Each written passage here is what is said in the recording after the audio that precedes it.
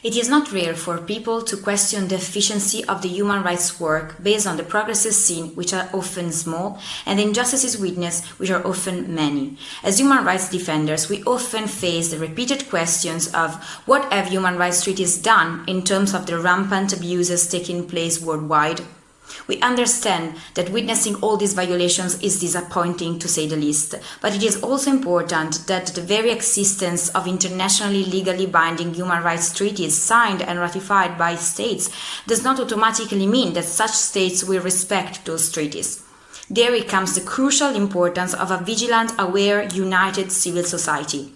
People's eyes and voices are the first and most important witnesses of the violations they or others are subjected to, and their voices can be used as vital tools when they themselves are protected while others are not. The fullness of human rights will not be achieved by states, institutions, bodies with top-down approaches of monitoring and international courts and tribunals alone, but only through multiple and overlapping coordinated mechanisms that operated at the international, national and the local levels meaningfully and engaged the civil society as well. Bottom-up human rights advocacy is fundamental to provide early warning of emerging issues.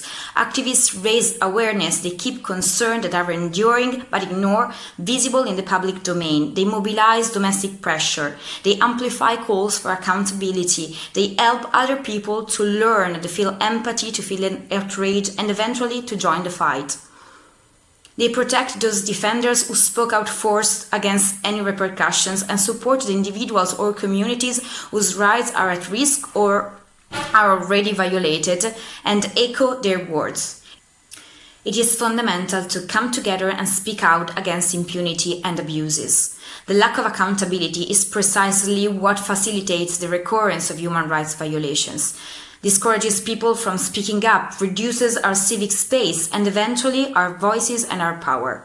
The history of human rights, as well as of past and present social movements of grassroots resistance, is one of great perseverance, as an everlasting march, slow but steadfast, from the margins of history books, demanding rights and freedoms for all and never ceasing to move forward.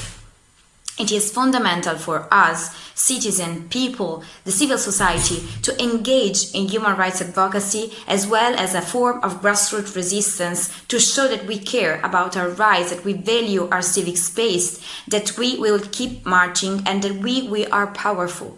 Among the fundamental rights and freedoms inherent to all human beings and enshrined in international human rights treaties, the right to defend human rights is indeed what ultimately protects our very ability to resist and condemn those in power who do not care about justice and social justice.